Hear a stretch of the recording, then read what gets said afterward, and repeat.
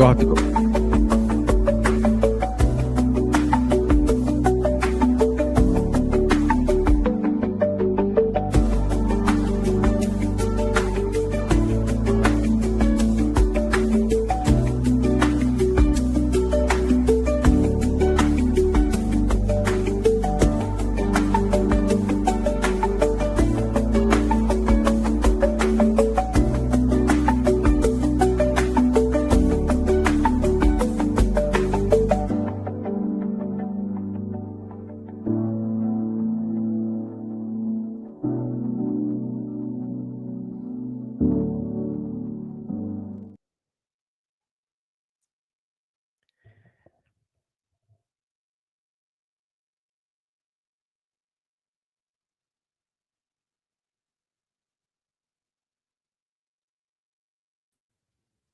Hello, hello, hello. Sorry, I was on mute. I was just talking to myself all that time. I was thinking, like, I thought it was me. I was thinking, what's going on?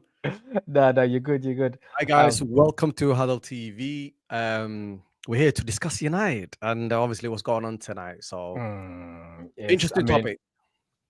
What time is it for you? For me, It's 11 p.m. 11, just over 11. It's 6 p.m. where I am. So I was like, you know what? Let me just ditch what I'm doing because we need to talk. We need to talk, bro. What's going on? I only caught the last part of the game and the penalties because I didn't know what was going on. It was a shocking game. Like, forget the penalties. Like the penalties is just in the end of the day, it's an excuse, or people are gonna say, oh yeah, it's only penalties, but yeah, it was a shocking game. I mean, terrible. I mean, let's start with the game itself. I've watched the highlights, of random channels here and there, and it seemed like I spoke to a few people just now, and obviously catching on to some reactions from Saeed and his live stream or whatnot. It seemed like the fans are starting to split now. Yeah, do you know what? It was one of those things. It was coming in it, like it really was coming.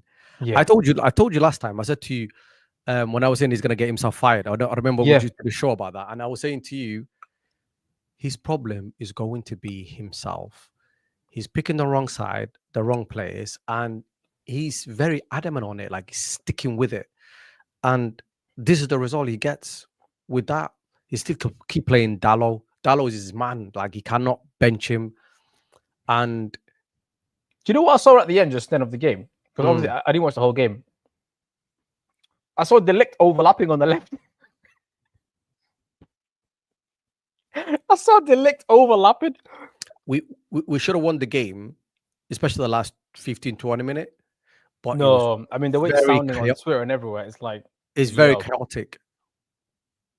And I'm hearing Grimsby got robbed because they should have had a goal. But it was disallowed because of offside or something. We got Naj on the building. Let me throw Naj in there. Naj, can you hear us? He wants to roast us, man. I know what Naj wants to Listen, do. Naj, you're here. Yo, for those who don't know, I'm a United fan. Asen's a United fan. Naj, for those who don't know who you are, let us know, man. Yeah, I'm an Arsenal fan. Known these guys way back. There used to be a lot better times for yous back in the day. The good old days, man. The good old days. The days when I met Naj, it was like, it was easy. But now, swings and roundabouts, man. That's football. That's it, man. Did you watch the game? I mean, there was no reason for you to watch it, but yeah, no, I watched the game. You know what I mean? There's no other games on. I didn't think you should lose like at all. I kind of wanted to just watch a bit of football tonight, but came in for a special treat. There we go. Late night vibes. Yeah. Wow. Yeah, it's just crazy to see. I think that when I seen the lineup, I thought, oh, he's taking this serious, and I thought, okay, they'll do well. But then, as soon as that first goal went in, and then quickly followed by the second one, it just kind of got bad to worse. I mean, he's came back in it a little bit, but obviously the quality difference is like massive. But yeah, just that goalkeeper issue is never going away. It's never going away. No matter how much good stuff you can do for like 10, 15 minutes at a time, the fact that you're always going to be on a back foot with the goalkeeper mistakes is crazy. Yeah, like, I mean, it's too consistent. I actually just caught the game like towards the latter stages, like the last part of the second half and the penalties. When I saw it was 2-0 to Grimsby, I was like, yeah, it's a long day. Bro, the first half, it was theirs. Like, there was no like competing in the first half. They should have been 3-0 up. I think they got robbed by 1 goal anyway. I've seen that. I've seen that doing the rounds. It was a legit goal. I mean, they got robbed with that. Yeah, when Maguire tapped it. Yeah. So for me, it's like it is so frustrating to watch that game because like they get the ball to the wingers and they don't cross because you got a big man in the center and it just goes back. So it goes pass. You go to the wingers, Ahmad or Dogu, and what they do is basically instead of putting the ball in the box, they just and then he waits for like Dallo to overlap, but Dallo never crosses the ball. Yeah, Dallo likes to cut in, doesn't he? Bro, I really don't understand why that guy's in the. I don't understand why he's playing for United. Unless the only thing is Portuguese, and that's about it. They're just there's no other reason. Obrigado, as they say. There's no other reason why that guy's on the team. He's probably one of the worst players I've ever seen play for United. They had to score up front all day, and the only time they start crossing the ball is when this was last 20 minutes, and he had actually a chance to score. The lit got in his way. Oh yeah, I've seen that, and the lit hoofed it over the bar. The lit got in his way. Yeah, so it's just one of those things where, but like they start putting the ball in the box quite a lot more, but he had nothing. He played for 90 minutes. He had nothing. I mean, I do want to say though, something though, like when it come down to the penalties, like if I'm like coming in, big United striker, a lot of talk going on about like who's going to be the striker and stuff. Yeah. Like for him to then get to the penalty shootout and say I'm going 10th. That's wild, isn't it? It's mad. I was surprised by that. It's mad. Like, I don't know just before the keeper, the last space of the outfield players. That's not good. I mean, I don't know who made that decision, but that's crazy to me. Because like I keep thinking like he'll be the players on the pitch that they talk and make it. There's no way, like, I mean, Amorim's a pretty bad manager and things that he does, but there's no way he's planning for penalties and his striker he's putting as 10th. That's players that striker should be top 3 at least. I think Dallo he didn't want it. He didn't want it. Like, wow, he didn't want the pressure. Dallo was in the first 5, really. I just think it's a good talking point because like we've seen good players go to United before, like even like when Memphis Depay did it and then they crumble under the pressure of it. That was a moment there where like I said to my mates when I was watching the chat, I was like, United will come back to this. There's no way like these Grimsby players will be able to handle it that late on. You think get to the penalties and you should show that difference in quality, and a player like that should be like, right, let's right the wrongs. Like I'm taking the penalty, I'm smashing this home. And he's shied away from it straight away. I mean, and then you've lost. Like I don't really know where his head's going to be at there, but if he's not willing to take the penalty, I don't know how he's going to get the drive to go up and play a Prem game next and be on it there. I just think that's a big moment. That. Do you know what? Yeah, have you seen the differences between Arteta and Amorim? The first game of the season, right? Yeah, you could tell. Like, obviously, Arsenal got a new striker, and we got a new striker. Yeah. Both of them are not up to speed; they're not fit. But the difference is, did I not say that to you, Ahmed? The difference is, you want to give your striker very confident. You want to rely on him. You want to make him the man. Stick him in for the first 20-30 minutes. Doesn't matter, right? Obviously, my debate there was Gyökeres has arrived a little bit earlier, couple of preseason games. Right. Sesko had just arrived, so but Amorim, I understand why he doesn't start. Yeah, but he said he was fit. So he said he's fit, he was ready. Why put, if you're gonna give him 20 minutes, give him the first 20 minutes. I'm with you a bit on that, Asa. The thing is, like, I know Gyökeres arrived a little bit before you got Sesko in, but you need to remember, like, Gyökeres went on strike with his team. He wasn't training in the team environment. Yeah. And when he joined us, he flew like 30 hours to get to Singapore, unveiled him in Singapore, and then he flew back to London, and then he played 2 games in London, but he's not fit. Like he wasn't fit that first game. was just about like fit enough in the second game. Like, luckily, obviously, we were playing Leeds and we were smashing them, so he let him have his moment in front of the home crowd and kept him on. But if Havertz was on that bench, he would have brought Havertz on earlier. It's one of them. It's like, as I said, sometimes you just got to be like, you got to go with the momentum and let him get that hunger out. He wanted to be on that pitch and scoring goals. He was feeling it with the crowd. That's what you want to see from the striker. Yeah, but like, it gives a lot of striker a lot of confidence if you throw him in a big game like that and you say, you know what, I trust you. Go and get me a goal. Yeah. Even if you get tired within the first 20, 30 minutes, like then I'll bench you, whatever. Like if you're tired, if you're not up to it, I'll bench you. But trust him. That gives him bare confidence as a striker, bro. The strikers live on confidence. Yeah, he basically put him on when he was chasing the game. Yeah, the way we went into the start of the season was, I said to my friends, I think he'll start Havertz at Old Trafford because I don't think he'll want to hook Gyökeres because he's not fit. But he did the complete opposite. Like you said, he put the trust in. He said, fuck it. You have to. Like, and that gives your strikers a lot of confidence. Your manager trusts you. You're not even fit. You're rusty. You're going to a new team, but you're trying to make him the main man, right? Yeah. That is that's a mental strength. Like you have to push certain strikers' confidence. Defenders, you can wait time. Midfielders, you got to get them up to speed. But strikers, they live on, sometimes like they're not even having a good game. Yeah. But they know where the goal is. They're measured on a fine amount of things, man, and it's mostly goals. So like, it's one of them. And what he done with Sesko is, today was the result of it. Yeah. He didn't trust him to stick him in for the past few games. And today he put him in a small ground away. Guys that don't want to play pretty football, want to graft. It looked like there was no service for him either. Now, he's going to look like Højlund because the problem would be is like he doesn't have any confidence at the moment in time. He's not up to speed with the team and they don't provide nothing. So what's he going to do? His head's going to go down and now he's going to start, even when he gets chances, if he misses, he's not doing well either. Yeah, snatching at him. So I told you, I said, this manager is going to sack himself. And now it's that turn is already happening now where people don't like, I don't like him now. I'm done. Yeah. Pretty much. Like, I'm done with him. Like, he cannot be playing the guy those moments you can't forget. There is those big moments when a manager's under fire. I think, like, for us, I remember when we had Emery and there was a game we played with Wolves and they just battered us. We played Wolves away and I think they had 30 shots on us.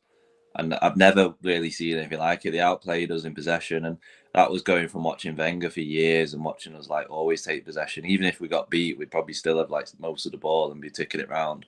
But they just crushed us in every part of the pitch. And that was a moment like you just lost everything. There's no real going back from there unless you win 10 games on the bounce or something like that. And I think Amorim's at that point now where like it can't really get lower than the Grimsby loss. So it's like he's got to like really Burnley's next game, and then what? Are you followed by City after that? Like City, Chelsea. Yeah. Like Burnley, you can definitely get like a result against that. I feel like the fire will be there to kind of go there, but it's not the Burnley one. It's the one after. I'm not even confident to say that. But the thing is that we lost to Arsenal. We played very well. That's a respectable result. You go, all right. We could have done a little bit better. We could have got a draw out of that game, but we didn't get it. It's fine. Good game, good performance, great. The next two games, which was Fulham and tonight, they should have been wins. Yeah. There is no negotiation with that. They should have been on paper. Like today should have just been another day in the office. Yeah. But in Amorim's office, I don't know what he's got there. And don't forget, he didn't put out he didn't put out a weakened team. He put a good team out. Nah. Yeah, I've just checked the lineup because obviously I didn't see how the game started. I'll pull it up on the screen and then you guys can let me know what you think as well. Yeah. The lineup isn't looking too bad. I mean, the back three is where it is. You know, it's a cup game. We're playing against a Division 4 team or whatever. In the middle, he decided to throw in, Mainu. You still got Cunha, Diallo, Sesko. So you're still expecting goals from that. Maybe leak one or two, but I don't know, man. I said, what do you think of this lineup here? I think that the lineup was decent. Okay. Like the defense. Okay, there's a young kid in the back. Like, or Havertz got experience. So okay. You know what I mean? Like, it's not too bad. I think for the opponent that we're playing, that the back four is good. The midfield was decent. The only problem I've got with that squad, with that team, was Dalot shouldn't be playing that game. So who would you put there instead then? Anyone else? I'll put Ahmad in there, and then put get Mboma in his place, yeah. and just keep the same. Do you know what? Yeah, keep the same team going. Like, just make sure the players can gel and get used to each other. Like, that's another game under their belt. But he took Dogo off, and then put he went heavy, but Delit, Mount, Bruno, was it? No, took Dogo off and put Delit, Mason Xerxes, Mount. Bruno, I think it was the first changes. Yeah. The first change was from Wemo, Bruno, and Delit. So he thought, let's just bring them. No. He took Dogo off and put Mboma on. Yeah. What he done is basically he moved Dalot to the left, brought Delit on for the young lads, and then put Ahmad on his place, and then he put Mason Mount and Bruno Fernandes on like after a while after each other. But it's like he's keeping this guy when he went on the left. You know, when the first goal, Diego Dalot was nowhere to be seen. Nowhere. That kid, him and Ugarte positioning wise weren't good on that. He was nowhere to be seen. There was only had a little kid on his side. He should have been there helping him. He left him. Even the commentator was saying, "Oh, he was so far behind that he was nowhere near him." It's going crazy. Like, and then he took Dogo. Dogo's defending wise was good, but he wasn't putting any balls in either. Yeah. But then, why would you take him off? But then move a right, right back to a left back. What's that gonna do? I think that the formation's just he's very stuck in his ways, isn't it? Yeah, it was really telling with Fulham. Like, Fulham really sushed your midfield and overran it. And I think the moments early in this game, it got a bit overran. I just don't think, like, you can be playing, like, two in midfield when it's not, like, high quality. Like, I wouldn't want us to play a two in midfield. And we've got a good mid, like Zubamendi, Rice, Odegaard and stuff like that. But it's just hard to play with two in that spot. Like, most teams don't play like that. I think you just need to switch it. I think it would make your team so much stronger. Like, if you actually played three in midfield. Yeah, I don't see, like, there's a good team there to be made out of, like a 4-3-3 or a 4-2-3-1. Like, he ain't gonna do it though. Yeah, Nad, you said you're seeing some signs from Amorim that you saw with Emery, where the fans are starting to, turn on him. Like, what are you seeing with Amorim from an outside point of view that you think, this guy's not gonna last? I think it's one of them, innit? Like, at the end of the day, like, when you support a team, like, you're gonna support, like, the players, you're gonna support the manager, and you're gonna let certain things go. But there comes those points where, like, you've put all your eggs in the basket and you're like, nah, this is enough. And I think this is like that, got to be that hitting point for a lot of people. So it's like the only way you get out of that now is like losing this game is like losing like 5 lives. Like, I don't know if he had maybe like 10 games of pressure on him at the start of this season, but like after this one, there's a lot less games of pressure that you can afford to lose now. This is more than one hit, you know what I mean, for like the board and the rest of the fan base and stuff like that. Like, he's lost a lot of stake on this. Like, it's just it's too soon to be losing like cup games like against low opposition like this after a rocky start as well. You just needed that routine win, like you were saying, like that day at the office, and then just get to Burnley. That they're not playing well. They're going to be one of the teams fighting at the bottom. Home game, win that one. Go to City. You guys have had good records against City. Like, you play well in a big game. Like, you have always had that ability. But what kills you is these away games against the low opposition. He's just really, really struggle in that area. Until he gets that balance right, it's just you can't just keep going away and getting beat. Like, you know what I mean, just not getting the points out of it. Even the Fulham game, like last season, you beat Fulham 2-1. You've drew to him this year. Last season, you drew to us at your ground and you've lost to us this year. So you've took steps back, but you've made like £200 million worth of strikers. And that was like the area where they were saying, oh, we just can't score chances. We can't score chances. But it was always that engine that engine room, taking the ball off the defenders and feeding the forwards, which I thought was the most important position. It's just not addressed. I've seen Kopimonu tonight. Basically, first game back this season, he looked lost. Yeah, he looks lost. He's making too many bad passes. It's like I feel like he was trying to force it a little bit as well. Yeah, towards the second half. It's like taking he's a trying shot to impress. yeah. It's like he's trying to impress when he's supposed to do that one more. That one more little bit, just run a little bit more. He was just making the wrong decisions every time. Sometimes he's holding the ball a bit too longer. Normally, if he's confident, he'll release it. He's very confident. He thinks off the cuff. He's not the same guy. It's like he's trying too hard. Yeah.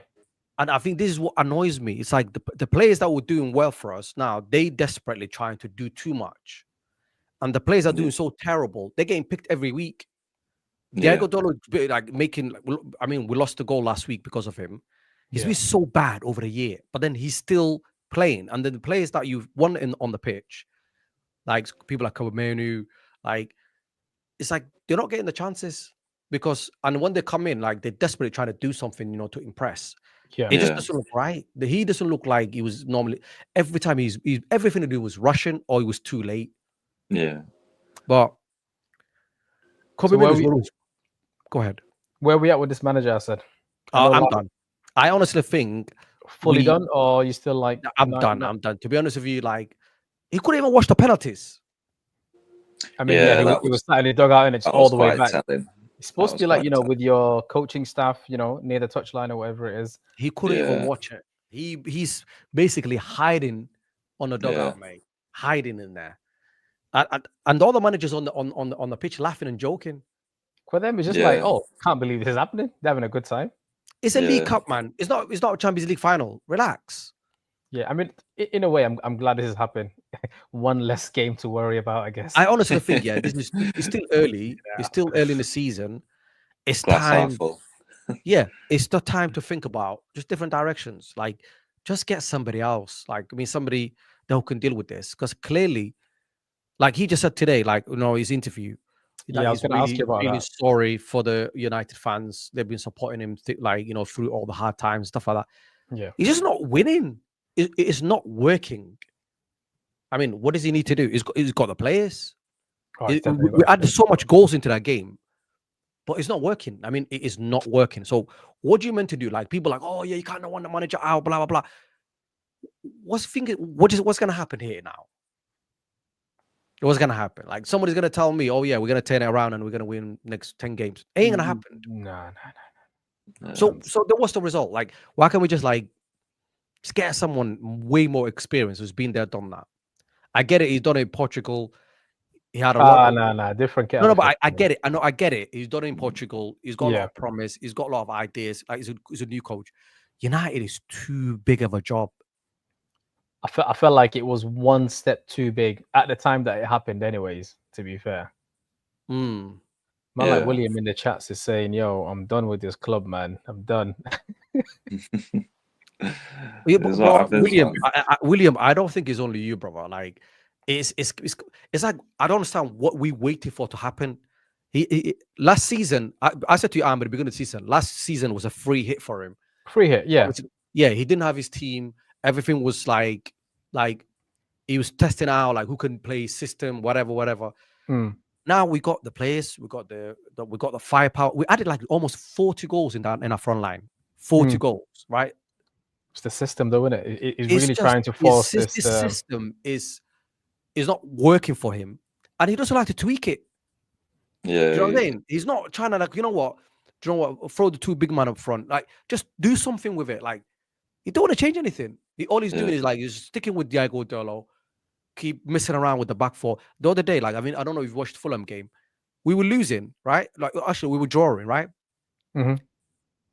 Last 10, 15 minutes, what'd you do? Throw everything at them, right? Yeah. He's making substitutions at the back. He put Maguire on. He removed the two guys from the back, and he changed the holding midfielder. Maguire's been his go-to though. and it nearly worked tonight. When he's desperate. Maguire's the new Scott McTominay, man. Just throw him in last 10 minutes. His go-to, just Fellaini, like back in the day, just shoot up. But you know what? Yeah, if you're chasing the game, why the hell are you messing around with the back four? Would you not put like a Joshua 6 on? Just throw like loads of attackers in. Do you know what I mean? Just trying to like, go a bit heavy at the top because Fulham sat back, they were defending. Obviously they got themselves a draw. They didn't want to lose the game either. So they're thinking, no, we're happy with this. If you're going to chase it, just go for it. When he brought Mount on, he did switch up, and I think it looked like he was playing a back four for a little bit. Yep. He's played your best stuff there. That was when you got all your moments in and stuff like that.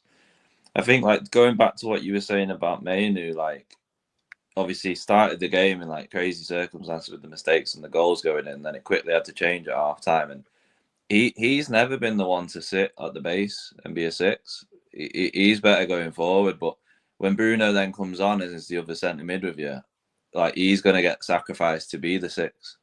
And that's just not really his role and where you get the best out of him. That's why I think you've really got to like, you've got a bunch of midfielders there who are good, but in a 2, it's too restrictive. You really can't like gamble with like creativity in a 2, and then it works harder for the guy who's trying to play the 6 in there, like Ugarte, for example. Say if you had 2 runners in front of him, a Mainu and a Bruno going up and down and up and down. That's it. It probably makes him look a bit better because he's got a short pass on straight away. But Nash, he can't make that range of pass, so he needs someone to just take it off him in like 10 yards of space and then let them turn and do all the spraying. But when it's 2 of you, and they're probably marking up Bruno, aren't they? Really? Yeah. Like then you've got to do it in the hole. You've got wingers going by. You're going to try and hit the passes and stuff like that. It's on him to do it. It's not going to work that shape. I don't think. But the thing is, tactically, like let's say we get overrun in the midfield, right? And that's the problem that we have right now. So if you've got 2 wing backs, right? Manchester City do this quite often, right? They need that one extra support in the midfield. What they do is either 2 wing backs, whether the left or right, where it depends where the ball is. The other one comes in the middle. Yeah. Just to create extra body in there so they don't get overrun. We do it all the time. Skelly, it's like, just Timber. Figure it out. Like they play inside. He can't. He want them to be as forward as possible. If the ball is on the left-hand side, just bring him in. Yeah. Let's say if the ball is on the right, get the left, the fullback. Just come in the middle. Yeah. I just don't understand this guy. I think read them comments, Ahmed. William's back again. He said, "Yo, he's got to go tonight, man. He's got to go. When I switch on my phone tomorrow morning, I've got to see Amorim sacked. I've got to see it because this club is messing with my mental health." Hey, William, my hair's gone, bro. I'm stressed. Like the video, people. You get me? That's the least that you guys could do. You got David here, probably not a United fan. He goes, "You guys are proper shite, lads. Grimsby Town. Wow. I mean, it doesn't get any low that like surely Amorim now has been the worst manager since Fergie. Yeah, actually, his win rate is shocking. Yeah, and to be honest with you, like if he would have started with, if he would have beaten Fulham and would have won tonight, people would be like, all right, cool. There's something there. Do you know what I'm saying? Tonight should have been a comfortable win, bro. It's not even like, bro. Man. You know what? Yeah, I could tell. Listen, people will think I was crazy. I mean, Ahmed was there, yeah. People thought I was talking crazy. Yeah, I said on the Arsenal game, I said to him he's gonna get himself fired that day, and it was the first game of the season. And Ahmed was like shaking his head, thinking, "Oh, you're a bit too much right now." Yes, first game. The reason why I said that is it's not because of like, it was just the way he selected the team, the way he set up, the way he didn't like everything he did that day. I just went, the guy's scared. Watch Burnley. Dallow's gonna play right wing back. Bro, that guy, you know what? Yeah, I think every manager had the same thing at United, right? They had one guy they stuck with, right? That got them the sacked, right? Yeah. Eric Ten Hag was Anthony. Anthony, man. He would not bench him. Like he basically was his guy, right? This guy, I think there's something between him and Diego Dallo and Bruno. Bruno was playing really bad against Arsenal. Didn't do anything with it. Terrible. Even Fulham, bro. Yeah, he left him there. Fulham, like, that's crazy. He's your captain. Like, and he was playing terrible. Just get him out of the game. why he's keep playing this right back, bro, is just beyond me. Like, he is so bad. He's probably one of the worst players I wear a United shirt. But what's the deal with Masraoui? Is he just unfit? He's injured. He's injured. Yeah. I think bro, when he's back, he should. He's ahead of Dallo. I think he was last season majority of the time. Anyways, good successes in that first in the season gone. Yeah.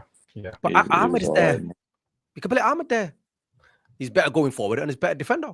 So he's better than him in everything there is. So if you got him and Mbeumo there, just leave them two alone. Just let them play every week. Just get used to them, the way they play and everything. And all you need to do is work on the left and get Dogo to just start crossing the ball in a bit more. That's it. But obviously, like, they're not putting nothing in the box for the striker that they had today. He was just basically it was so bad. You know what I mean? Like, his first game of the season on a new club, they give him nothing. It's like they get the ball, it moves, gets to the, like in the corners, and they go back, and somehow it ends up with Anana again. You're just thinking, just cross the ball. Do you know what I mean? What are you doing? Credit to Grimsby Town, how you making so much effort to go forward that much, and then you get to the near the corner area, and then it just goes back all the way to the goalkeeper. You're like, how is his tactics? Speaking of tactics, this picture is doing the rounds.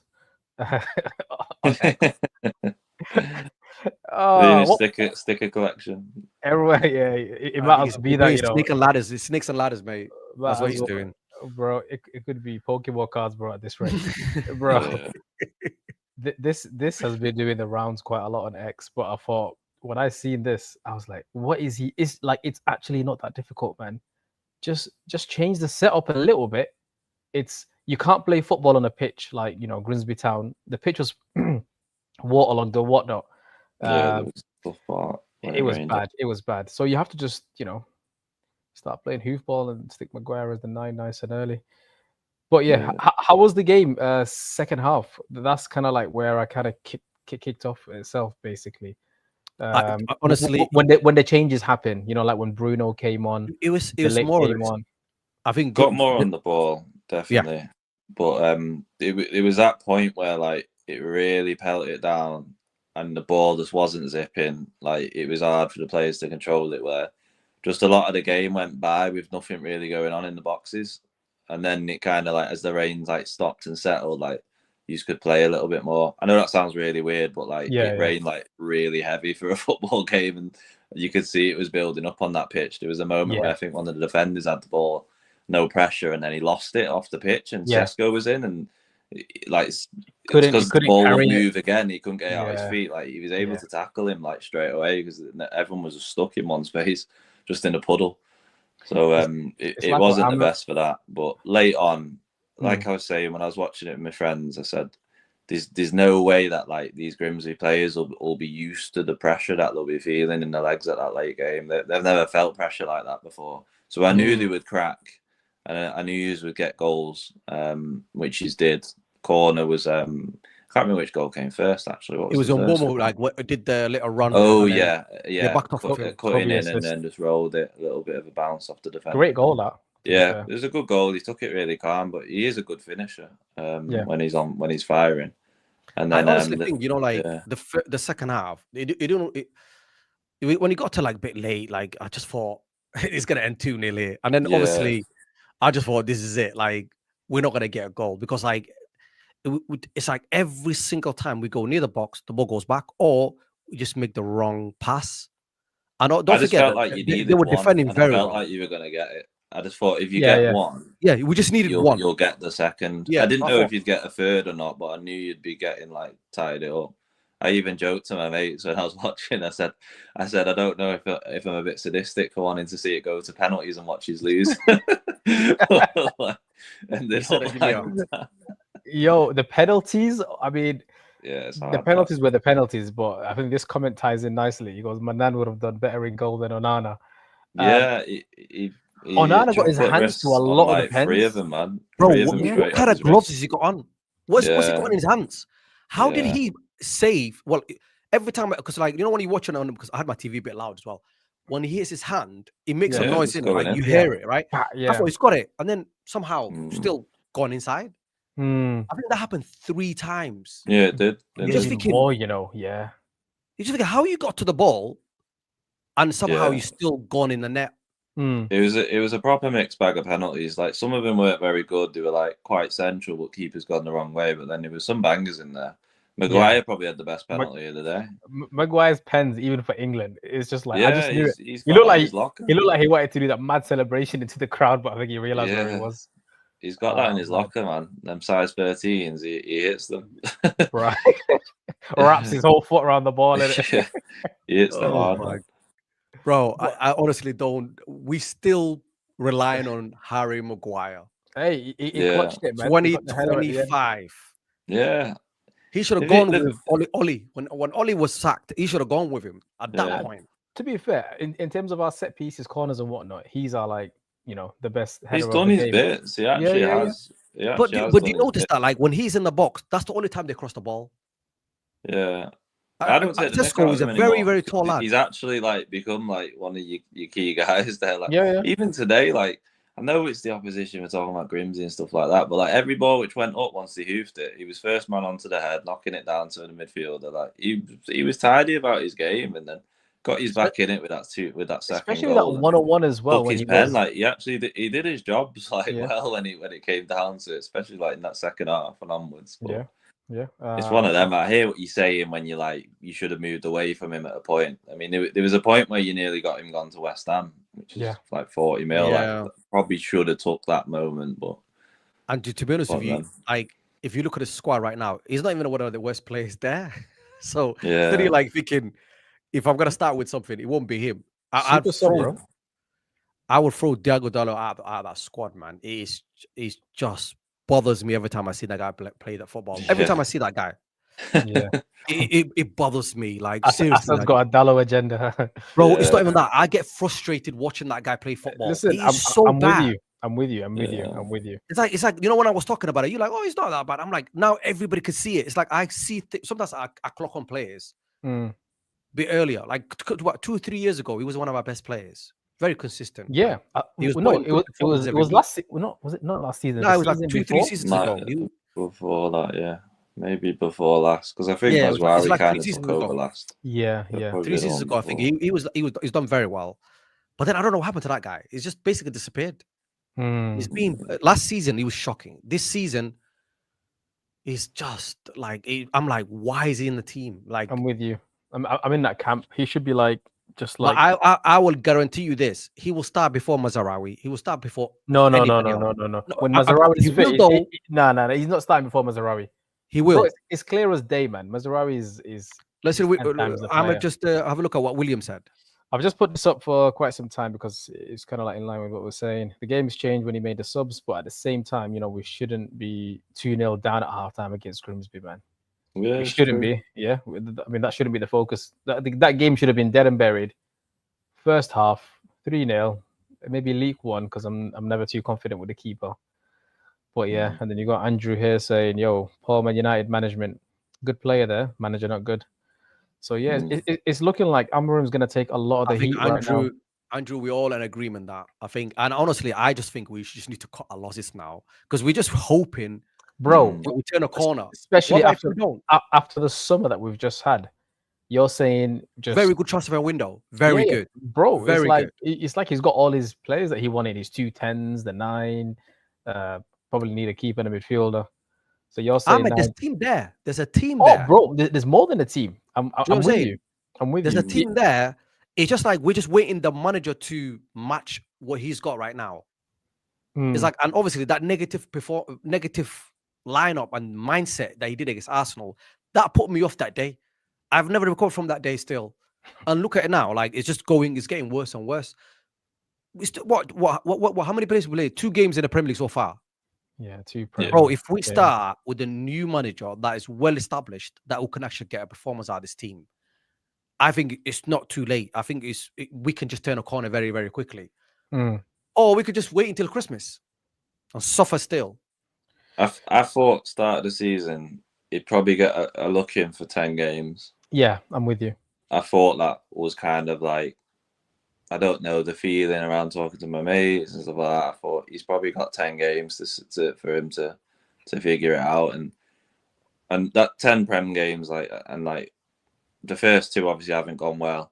I mean, the first game against us, he's played really well. Like we don't really have a lot of luck there. Like we've got the results lately, but we haven't really played like good football at Old Trafford like for a very long time. It's very rare we do.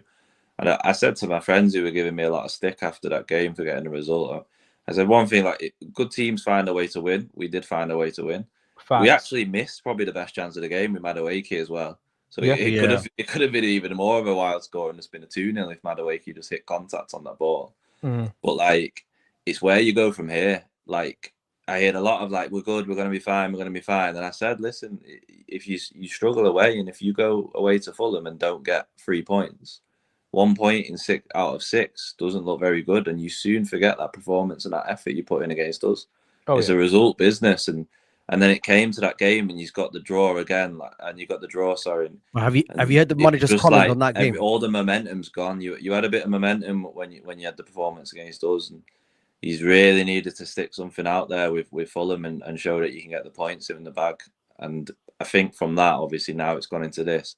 It'll be hard, but Burnley at home is the best game you could hope for next. It's the best game you can hope for next. I think that'll be either make or break for him. If he can't do that, then you probably should cut, because I don't know where it'll get easier, or you know what I mean. I don't know where you'll get spare chances. Have you heard the manager's comments after the Fulham game?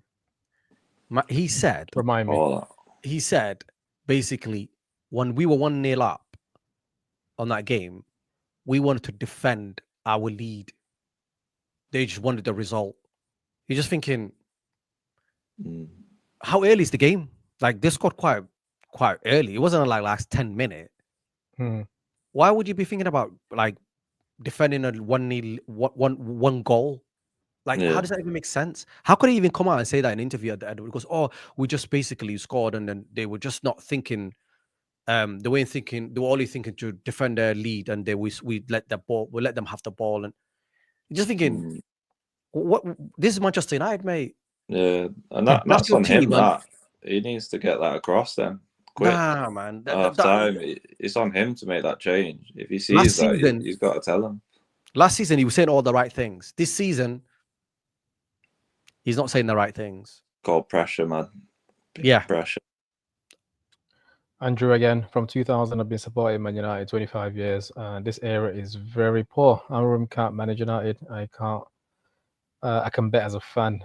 I can't barely understand the English here. He needs to go next international break. I think that's what's going to happen. Burnley game, depending on what happens there. I honestly think it has to be a win. I think United is too big of a job for him. It really is. I think he's a good manager, but it doesn't mean he's a good coach, but it doesn't mean he can handle the job that he's got right now. Yeah. Do you know what I mean? Like it's a lot of heat saying let's get rid of him now. So like with you guys, what's the realistic avenue then? Where do you pivot? That's the thing, I mean, there's a lot of it's just rumors, you know, because I honestly think Javi's out of a job. I honestly think, you know what United need? United, the thing with United and the difference between, you know, the job, Manchester United job, sometimes it's not about the coach or how good the coach is. You just need a character, somebody who not worried about all this stuff. Like somebody who can deal with like big characters, big club. Do you know what I mean? And the media expectations. Do you know what I'm saying? I mean, I think he's dealing with the media, but like he's dealing with it, but he's not backing it. Like he's not coming with the result. The result's not there. So yeah, you can say the right things all day long. Like Eric Ten Hag was saying all the nice stuff. But no, but he did. He sounded okay. He's saying the right thing. He sounded like a head teacher to me, man. Very honest. You know, that's what they were saying about him for so long. He's honest. Like he was saying the right things. Blah blah blah. But I just think the job was way too big for him. He was a good coach in Ajax. United ain't Ajax. But then again, with him, he when he saw things weren't working, he was like, you know what, Bundes, let's just win games. Yeah, he threw all his tactics out of the window. He was like, well, I can't do this here. I don't have my players. So he just like, we're just gonna win games. Yeah, he went for it. You do have to do that though. You got to adapt he went for use what you got. And that's what Amorim is just got flying here, just get about. Amorim doing that? No, he's not doing that, man. It's tricky though, because there is an air of like, you do have to like die by it a little bit, but I just don't see where the payoff's gonna be for you to play this type of shape, unless you get like world-class centre mids, and like world-class defenders who can play on the ball on the halfway line and not get caught out and stuff like that. Like it's quite like the ass to play like that. This is why most teams don't really play that shape. Do you know? Do you know what? Yeah. I think every single time we get something small, something right, it's like all these managers that we had since Fergie left. Jose Mourinho is the only one that I thought United didn't back him, and he didn't. It was a weird. I'd probably throw Ole in there as well, but no, I'll come to Ole because Ole was the next guy on my list on after Mourinho. Mourinho actually never bought a house in Manchester. He never settled in. He lived in a hotel, so he was still living in London, and that was a problem. The second problem was he was never been backed properly. He didn't get all the players that he needed, which was like there was no one above him that was a football person that could tell him anything. They're all bankers and blah, blah, blah. How are you going to tell Jose Mourinho what he needs or what he doesn't need? Oh, yeah, you can't get that. You know what I mean? Who's authorized to say that? So that was a bad arrangement, but he was the guy that probably could have dealt with you. He won the Europa League, right? Yeah. And he won 2 trophies with a team, and he built a better team than like he had Zlatan, Mata, Pogba. He built a decent team. He even bought Lukaku himself, didn't he? Yeah. So, I think for a good moment, there was like Lukaku, Martial were just firing for like a good few months. They were like really good. Rashford in that mix as well. There was some good moments there. Yeah, but I think with and then was Ole. Ole did a good job, but then the problem with Ole was if you haven't got the experience to run a huge club like as a coach, then you need a very experienced coaches, right? That who can complement what you got. Like, because obviously he's a fan favorite. The players liked him. He was a guy that he basically lifted the whole club, right? When the club was on a downer. But then now go and get the best coaches in Europe. What did he do? Was it up to him though? What else would it be up to? If you're the manager of Manchester United, who's going to tell you cannot hire the coach that you want? You know, it's like again. Who can tell you that your number 2 has to be so and so? You can't. Most coaches, most managers has their number 2s. He should have got the best coaches in Europe. What did he do? He got Michael Carrick as a coach and a youth team coach. So now all of them inexperienced, and he's just thinking, you're just basically shooting yourself in the foot. Them 2 guys should have done a little bit different, but since then, I don't know where we're gonna go from here. They're the only 2 managers I thought they had a bit of a hope, Mourinho and Solskjaer. But if Solskjaer would have been, what about now though? If it was tomorrow, I just think the job's too big for him. I think if it was tomorrow, he's gone. Like someone's got to step up. That's the thing. Obviously, if he goes tomorrow, if he's gone tomorrow, it's just interim or caretaker or whatever it might be until the international, for the Burnley game. Bro, just go and get me that stuff international. Go and get me a Aston Villa manager, bro. Unai Emery. Emery's getting a bit of heat as well, but probably. Bro, he knows what he's doing. I agree, but we're not in any European competition, so he's managed a lot of big clubs as well. Exactly, but he's not really like a league manager, if that makes sense. Yeah, they flopped hard at the end of the season. Aston Villa. Amorim is struggling to win Premier League games. That's a fact. Struggling to win. He's struggling to win back to back. He's doing better in Europe than he actually doing in the Premier League. If we would have faced a European team, then in a final, we would have won that game because we faced a Premier League game. Start again. When we're playing against Premier League teams, it struggles. 100%. When we were playing in a Europa League, we found it better to play against European teams. I feel like there's something like at stake, so the players maybe step up. Big games. No, but he's struggling. He's been struggling against all the other Premier League teams.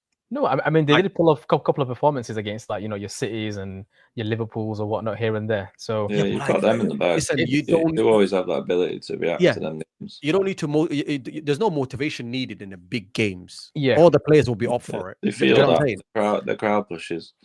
Yeah, let me just go through some of these comments because they're stacking up a little bit. Need Amorim to run a 4-4-2. I mean, I'd say more 4-3-3, but I agree. It's like this 3-5 is just not working. Someone said, "Asad, you look a bit like Onana." I'm not wearing my glasses. Hey. Shots fired, yeah. Shots fired. Now that you've said that, Suramas, I think it is. Yeah, I see it. I see it. Got the yellow top on. I think it's the yellow in it. I think that's what it is. The yellow top on. I said put gloves on, and I think you might do better in net. Yeah, got my gloves on as well. Amorim fit Italian otherwise. Yeah, someone explain that to me. Let's have a look. United rank among the top teams in the Premier League for taking short goal kicks into their own penalty area with only, I mean, everyone's trying to be Pep in it, with only 20% of their goal kicks being played long. Yeah, man, it's that whole playing out the modern game, man. If but you know what happens? You don't have to give away possession. And Ahmed, you know what's happening? Like he just basically 20%, right? But every time we play from the back, it goes to the wingers, and it comes back to the goalkeeper anyway. And he heaves it. But isn't that? I don't know. Is that part of a tactic to draw players in? And then I've never seen a football like we all played football, right? Mm-hmm. We all play football, and I have never seen a football where you just work your way up from the goalkeeper to the top of the pitch, right? And then you come back. I was like, what are you coming back for? But that's where it goes to that bravery of like, you've addressed your attack, but you can't filter it through. The defense can't feed into the midfield, which can't feed into the strike as well in the right places. Like, that's where it becomes difficult. And you do have to be like brave, and you do have to sacrifice. Like, I always compare it like our start, like when Arsenal were like a couple of years back with Arteta, like we had guys like Mustafi and Holding and stuff like that, and like Arteta and Leno in net, and he really wanted to play out the back, and that's where I kind of side with like sticking to your tactics, but like it just depends like how far away that end goal is, and I think what he's trying to do with this formation is too far. I think there's just tweak the formation a bit, go to 3 in midfield. You've got a 6 in there if you want to play Ugarte. I mean, it should be Casemiro like 1 week, and then probably not fit enough to do like every week. No. 1 week start Casemiro, but then just have 2 in front of him, a Maino and a Bruno. Let them go up and down each, attack and defend and stuff like that. But just go to that structure of having 2 centre backs playing the ball out. Everyone kind of pushes on, like they sit a little bit deeper. Like you said, Omar, like you do have to get teams to commit to you to find the spaces. We did it with Arsenal. I watched us give the ball away. I watched us get through and break lines and get quick passes and counter attack. Like you run those risks. Playing a high keeper as well. Like there's a chance he gets lobbed from the halfway line, but it's happened to City. It's happened to Liverpool, and you know what? It might be funny when it goes in and everyone has a bit of a dig at you and laughs, but most of the games I watch when we're playing high line with a keeper, we're controlling the ball all game. It's that one-off chance where it goes back and bites you. I used to hear like Alex Ferguson used to say a lot, as a Manchester United player, you always need to take risks, right? I'm sure you guys heard that comment a lot. He used to say it all the time, like, you have to take a risk. You have to take a risk. You have to take a risk. As a Manchester United player, you got to take a risk. You got to do. And it's like dumb comments now. It's like just coming back, like what you were saying before. That's all I can remember now. These guys don't want to take any risks whatsoever. Yeah. With their way up to the front, instead of putting the ball in the box, or maybe let's say you put a bad. Let's say you put a ball in, or you put like a cross in, or it didn't work, or whatever. They just don't want to be that guy. Yeah, just want to keep that's where they're not building the character from. Yeah, start again. Yeah, it's for sure. I mean, just read these comments, bro. They're stacking up. Yeah, so this is kind of like just a continuation. This is the problem. Keeper needs to boot it long. FFS. That keeper needs to go. Now Sesko's like going to get in your mix up, like 6'5" or whatever he is. He should be able to hold some balls up. Yeah, I agree. Onana has to go. I never want to see him in a Man United shirt. Ever We need a new goalkeeper. Both of them. Again. Yeah. I mean, I don't know who was saying this. Let's get the keeper from Grimsby. Some of the saves that he was pulling. Yeah, he was on it today. He was like 5'5". You know how small he is. Listen, I'm not saying let's get him. He's such a small defender. Such a small goalkeeper. He's a United fan as well. You need that passion. Whilst we're on the keeper, Onana is utterly useless, man. Couldn't organize a piss up in a brewery. He's catching a lot of strays tonight, but he deserves he has to, man. He has to. Clanger after clanger. That was embarrassing, especially the second goal. I would have played for India, to be honest. He beat him in his near post. Yeah, I watched it. What are you doing? Like, bad. It's bad. There was a few players when the moment he dropped it, just turned away, and we're like, "Here we go again." Do you know what? Yeah. Do you know what? Do you know what it reminds me of? Do you know when we signed David De Gea? Yeah. And then everyone who started putting balls in the box. Yeah. Because like he was such a skinny lad. He couldn't defend. Yeah. Like they were bullying him, right? Yeah, it's a talking point. Yeah, because everybody was a target. Like it was bro, I feel like that's what we're going through that again. Yeah. Like everyone's target. The third season. Onana's been here for 2 years. This is the third season. So I'm with the guys in the comments, man. JSY talks football, 3 Sharks. So shout out to you for commenting. Appreciate that. Not sure about Amorim anymore. I've really backed him, but I'm not sure now. Matthew, I think I'm with you on that one, man. That's the camp that I'm in. I'm not sure now. I'm not saying sack him. I'm just saying, yo, I'm not sure now. That's what I'm saying. It just doesn't it doesn't look like it's gonna happen. He's gonna turn a corner. It just doesn't look like it at all. Yeah. It's only been 2 Premier League games or 1 cup game. But okay, Ahmed, it's been 2 games. Yeah, he didn't start very well. Arsenal game, the Arsenal game, he started very negative. The Fulham one, yes, but I don't know. But we played well in that game. Performance. That's the word. But I was looking at something else you were looking at. I was looking at the formation. I was looking at the people that he used. Like he didn't. He wanted to contain the game and maybe push on later on in the game. Yeah, he played Old Trafford. First game of the season, go for it. That's one thing I don't like. Yeah, I'm with you. That's one thing I don't like about Amorim.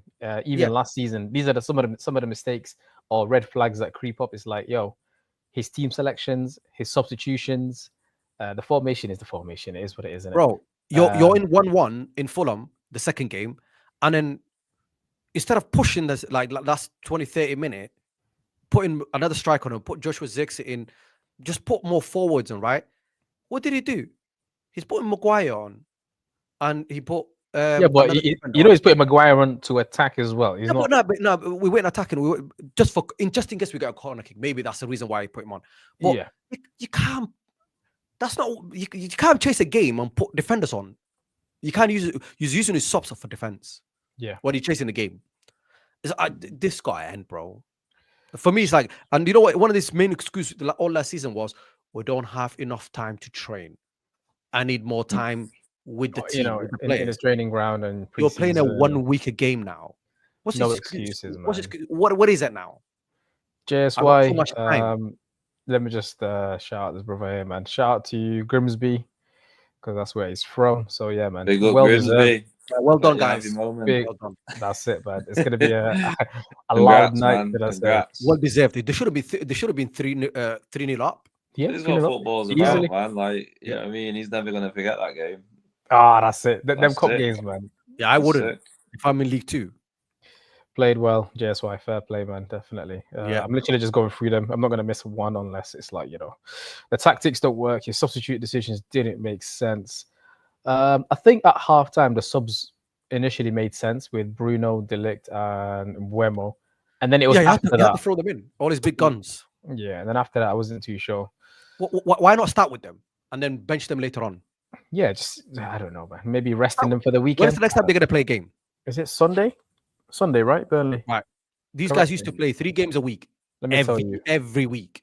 13th Why not start with them? Just kill the game off, 2-3-0 up, and then get some subs in.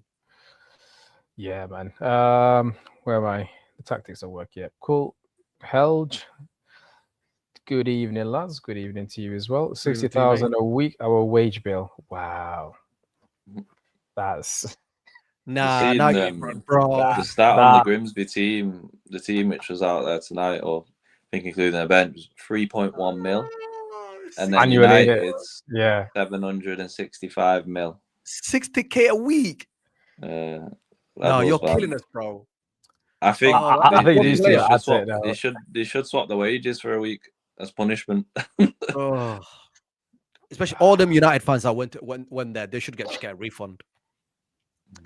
That was a horror show. Is it time for your manager to go? I don't know. Yeah, I think I'm still out there. I'm not sure about this guy. Bro, I just think I'm not sure. It's gonna sooner or later it's gonna become he needs to go. But for me, it's about it's time. We played 2 games. We got so much time ahead of us when it comes to the Premier League. Let me see if I can message. Let's just get on with it. Just stop waiting for something to change. Or he's gonna turn a corner at some point. It ain't happening. Yeah. Ain't happening. We're wasting our own time. Yeah. I just think sorry, one sec. This comment, just drop us a message on the email on YouTube, and then we'll get back to you on the next one as well. Nice one, bro. Really appreciate. Where was I? Yeah, I'm probably not going to show the rest of these. You guys can see it in the comments for those who are in here. If we get, let's go to Matthew. If we stick with Amorim and his decisions, we will get relegated this year. I mean, it wasn't far off last year, but I don't think it was bad as last relegation form. What is it? 29 games, 28 points. I mean, he did say so on one interview somewhere where the aim of the league, I don't know what he said, you only need a point a game to survive in a league. But the fact that he even mentioned that somewhere. Yeah, that's like, why would he say something like that? Be looking.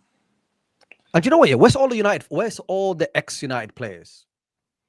Oh, they're gonna be like, oh, give him time, don't react, just your Nevilles, your Rios, all of them. We're being too dramatic, bro. I'm not saying sack him tonight, but me personally, I'm saying I'm not sure.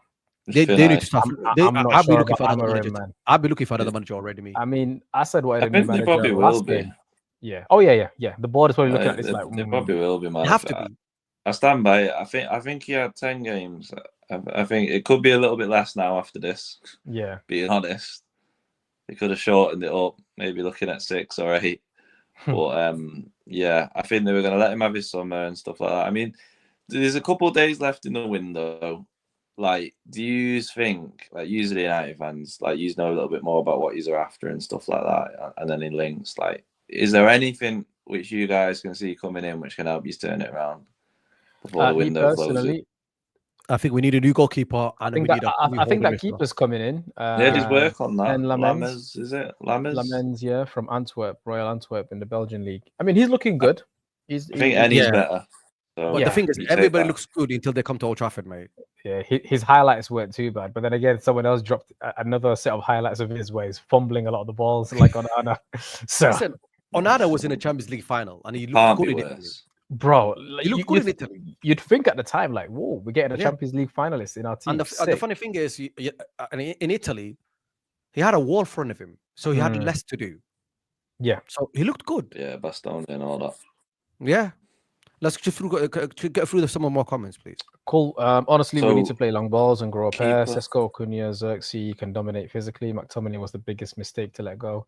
True. That's a Ballon d'Or nominee, bro. He's thriving in Italy. He's looking more Italian. I just keep seeing pictures of him with a cigar in his mouth. He loves it. With the hairstyle and everything. He's living life with De Bruyne and whatnot now. Ole manager unbeaten. Ruben is not tactical. The problem is they're right in front of his eyes. 2 midfielders and goalkeeper. Play 4-3-3 or 4-2-3-1. Van Nistelrooy, Man United stats is better than Amorim's. Facts. Yeah. I agree, man. Agreed on that one as well. I think we're all the same boat. The Man U players should donate their wages to the Man U fans that travel there. I mean, I agree. They'd be filthy rich, but I think they should swap it with the Grimsby players for a week. That'd be sick. For a week. That should be in the contract now of any United player. If you lose, you have to give your wages to the other player. See how they work. Yo, they would be playing different. I'm telling you that now. For free, bro. It's all on the line. Blaming his players is not good. These players will be playing this weekend. I'm trying to think what he said in the press conference after the game when he was being interviewed.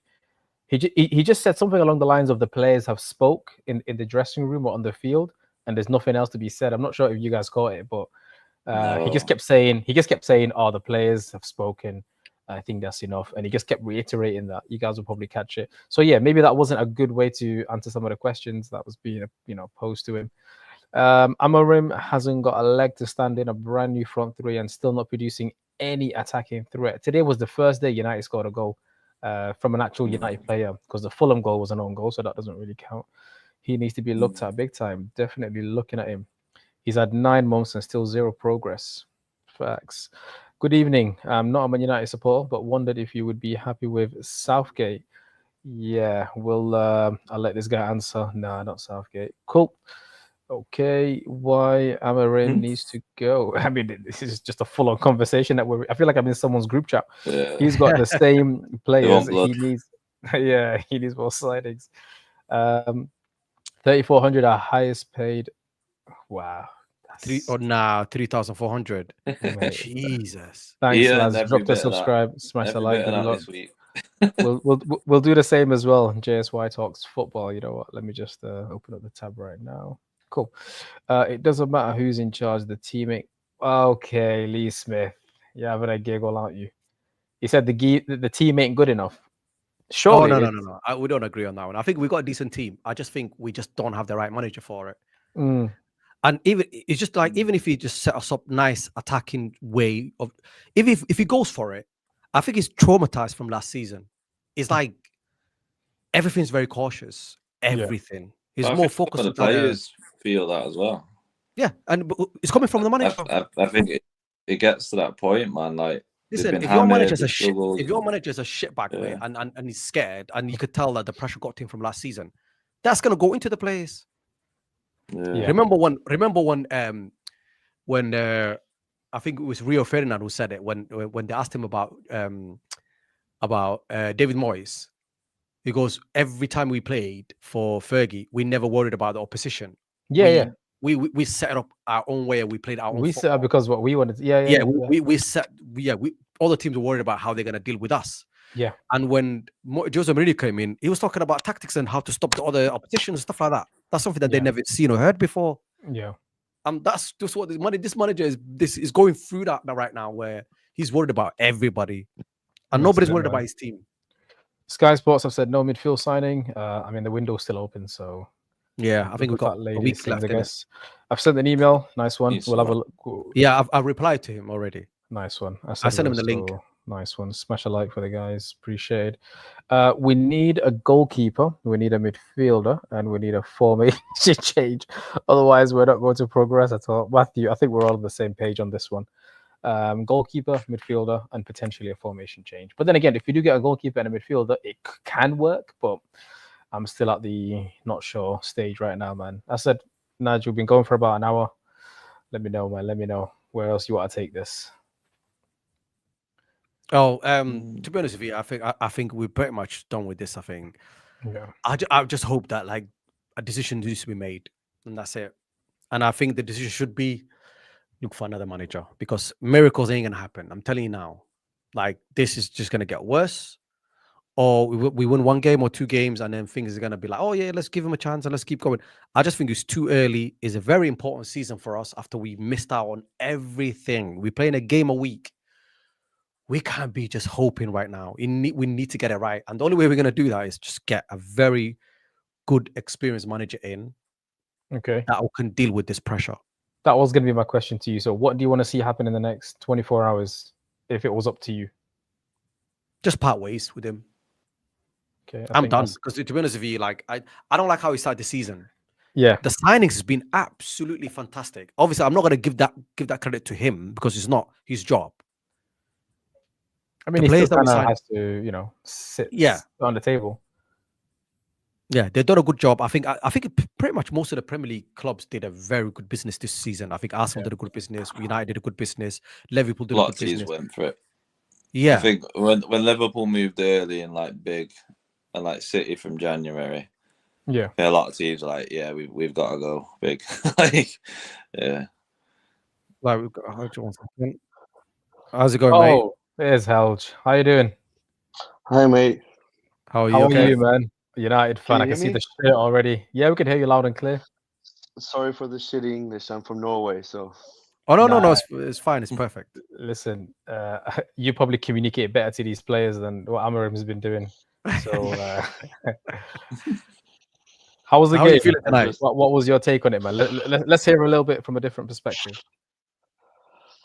How am I supposed to feel? Deflated, hopeless, despair. Like, Wow. let's say we sack him. Is it Carrick interim till we find Southgate, or is it Nagelsmann who is amazing for people on Twitter, and then he'll lose the dressing room quicker than Johnny Depp lost his virginity? Or is it Fabregas? Or is it, you get what I'm saying? Like, yeah. Has he been shit? 100%. Was Solskjaer shit? No. Mourinho, Van Gaal, Ranić. I see the same things when as a Norwegian, we have this program on Norwegian TV where they have talked with Solskjaer about. So you haven't heard it because it's in Norwegian. Yeah. And he said, like, I had to keep like a brave face on the last weeks, but it's like I saw it in their eyes. Like when I spoke to them, they were like, not giving it in training, not giving it in matches. And I feel like the comments from Mourinho, his last weeks, Solskjaer's last weeks, Ranić after 2 weeks in the job, and Amorim today, I can hear the same sound. I think we have good players, but I think we had good players then and then and then and then and then. Yeah. You get what I'm saying? Yeah. Like, we always say, oh, if Pogba just starts and fuck Bruno, Van de Beek is basically Zidane regen. If we just bench Bruno and start Van de Beek, we'll win the treble and Super Bowl. It's like we always have these. We love our players, but we hate our manager. He's the cure. Like when we had Ranić, it was like he was the cause for cancer and famine in the world. Like, and when we sacked him, nothing got better. And when we sacked Ten Hag, nothing got better. It got worse. Everyone was like, Ten Hag's the most shittiest. Look at the players we have. Rah, rah, rah, rah. And then we sack him, and we get Van Nistelrooy. And he played the 2 games against Leicester, and we should give him the job or whatever. And then we get Amorim, and it gets worse. Yeah. And now we're like, oh, it's Amorim. These players are actually very good. We just have to get. So I'm stuck between a rock and a hard place, between. Yeah, but yeah, you get what I'm saying? I get your point, and I think most of the managers that been, they had a lot of difficulties. They had a lot of crazy dressing rooms, like lot of arrogant players. But I just think that, like, right now, I think we came away from that a little bit. Like, this team that is being built right now, this guy Cunha came in, Bumi came in. You got a couple of obviously Joshua Zirkzee the second season. There's a bunch of new group of players there, and obviously you got maybe Luke Shaw and Harry Maguire also from the past as well. But the way things are, throw this in there.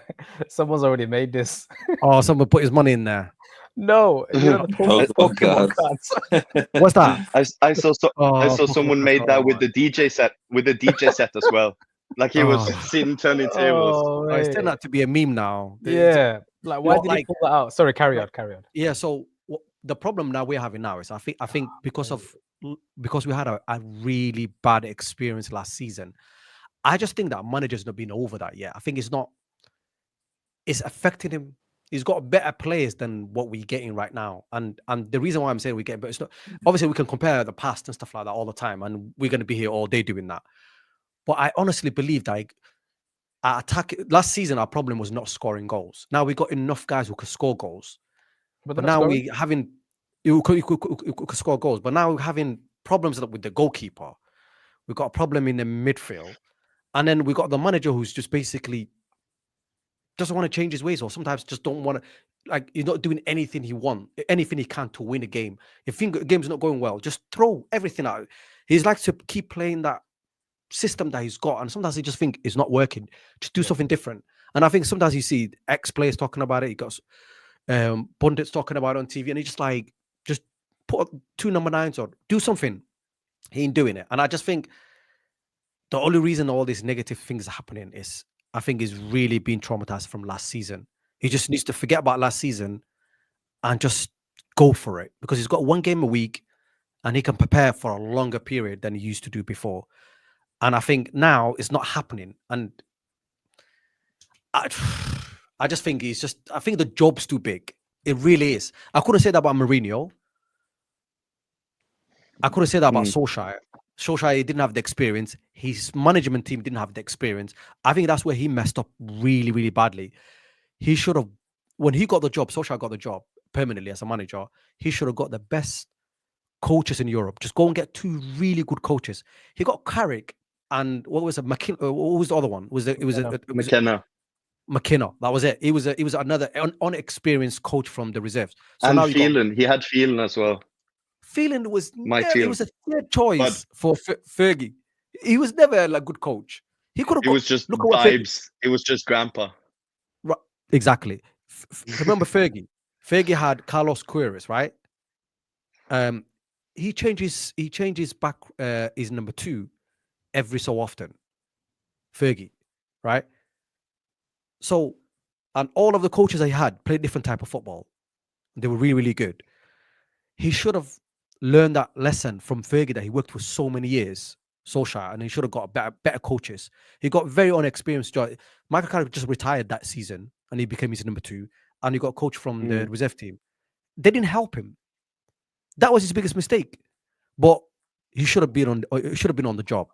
But I think, to be fair, I've heard from and you probably heard this as well. It's not like you can Google it, but Solskjaer also a problem I've heard is if the things you said we did, things would have gone to shits anyways, because from the things that have come out since is that like Rashford, Sancho, and certain players and Pogba, they were allowed to like go in the piss and come a bit, do a little bit in training, while they were super strict with other players, and that was always like a tension within the club. And like Rojo went out and said after a man of the match performance against Chelsea or Arsenal or whatever, that he was in a meeting with Solskjaer and he said, "Yeah, I'm playing next game, right?" And Solskjaer said, "I wish, but we have to play Maguire. Like we just spent 80 million on him." And my problem with Solskjaer, and as a Norwegian, I should be biased as fuck, but he didn't have balls, man. Like he was vibes, but he should have made tough choices. He should have done it. He should have got away from all these players that he knew working with, like 100%. But also, I think if he did that, it wouldn't have gone as well as it did as well. So it's like he should have got solid coaches and just get away from all the people that he played with before. Well, anyway, now I honestly think now, I think Nige, I don't know what you think, but I think it's just basically we just need to get on with it now. Just get on with it. Get a new man in that who can handle this job. And that's it. This is tricky times to get a manager in.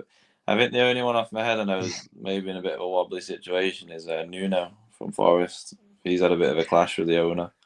So maybe a quick question. Maybe if he gets out the job, maybe you get him tied up for 12 months or whatever, and just see what happens. I don't think a caretaker is the answer, but I don't know. See how you get on at Burnley. I think Burnley at home is a big chance to just get a win, and then is it 2-week break after Burnley, and then you've got City. Yeah.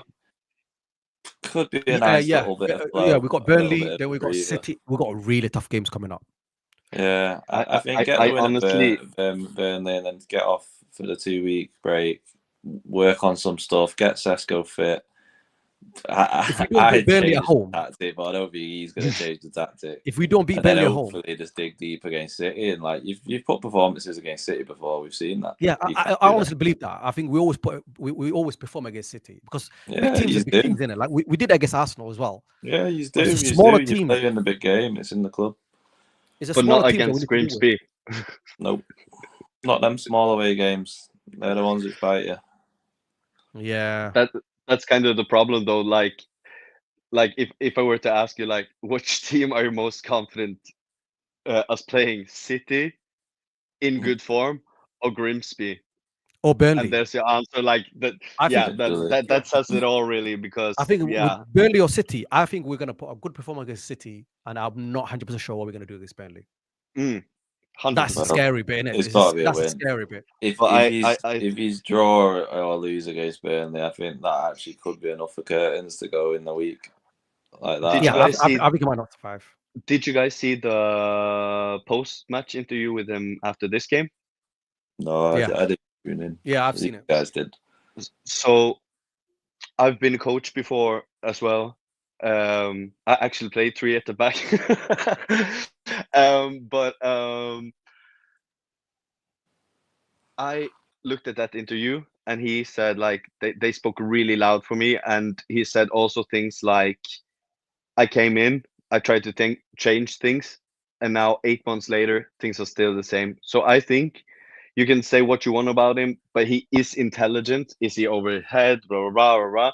He is an intelligent, like, emotional. He can see things in people's eyes. Yeah. I think 100%. I would not bet my mom on it, but I think Burnley game, if he wins 7-0, lose, I think he goes himself. Yeah, I think he will resign. I think he will resign because he sees himself. But he said that last season. Last season, he said that he will not take any money. He will walk away. He said that last season. Yeah, it's kind of a hint that, like, when he sees it, and I also think that Ten Hag in the end, when we all were like, oh, these players have lost so confidence, and he's the only dude who can't see it. He was like, no, we go again next week. We try harder. He was like, you saw the delusion. I cannot see the same in Amorim's eyes. He has seen that they have lost it. So I see no. Imagine tomorrow he goes in, blah, blah, blah, players. There's nothing. Even if the players said, we believe in you. We believe in you. Sorry for yesterday. I don't think he will believe them. So I think it's already finished after that Grimsby game, because tactics or whatever tonight was not about tactic. He could play 2-4-5. Like, he needed it.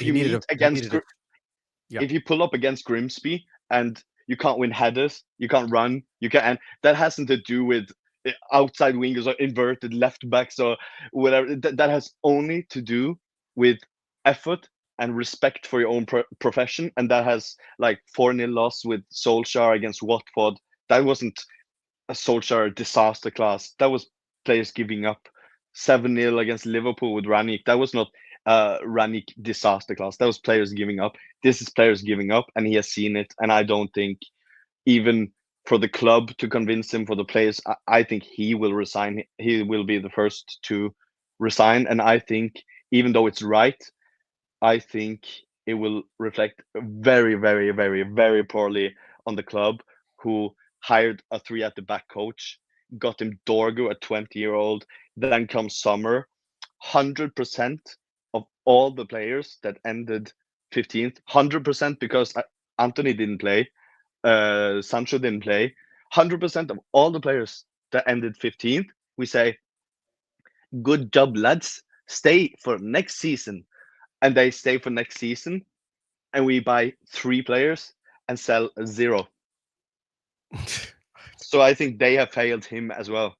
Yeah, I honestly think that I agree with you. I think he's a good manager. He knows what's happening. He can see it in his eyes. I just think that the job and the pressure is too big for him. I think he shouldn't. He should never took the United job. I think he should have gone from Sporting. I think he should have gone to another kind of mid club job. I think like him going to United. United, just the pressure on United is too much for him, and I think he knows that. Yeah, he just hoping. You got to think, man. Like, that's his realm of opportunity. Like, would you not take a super pay rise? If United come would you not just back yourself and think, you know what? What a shit show! It's like, if we use a metaphor, and it's a restaurant, it's like literally a restaurant on fire, cockroaches, like HR, like all the like it's total shit show. and that's United in a metaphor But you know what? Yeah, picture. I think managers are very arrogant as well and very delusional. 100%. Because, like, what about the manager that who fix Manchester United? That's the thing. That's what they're going for. It's like with if you don't back yourself to be that guy, then you should be in a legend.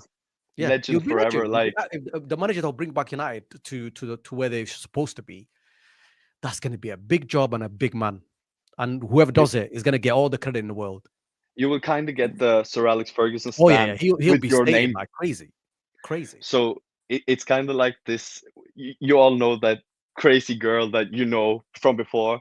You know she had a bad rep, but it's like, if I can make her, if I can fix her, you get what I'm saying? I'm getting the premium price. You try, and just nah, she was too crazy anyway. I feel like United is kind of that girl. Like, you want to take a chance, but you know, like, this can fuck me up, but it's worth it, you know? Yeah, and a lot of managers that were left United don't recover fast either. But yeah, I mean, we're gonna have to end it here, guys. And what we'll do is make sure if you've been with us for so long, I think hopefully make sure you like the video, you subscribe until the next one. We're gonna be doing more lives, and we'll see you until next time. Thanks, guys. Ciao. If you stay on it, guys, 1 second.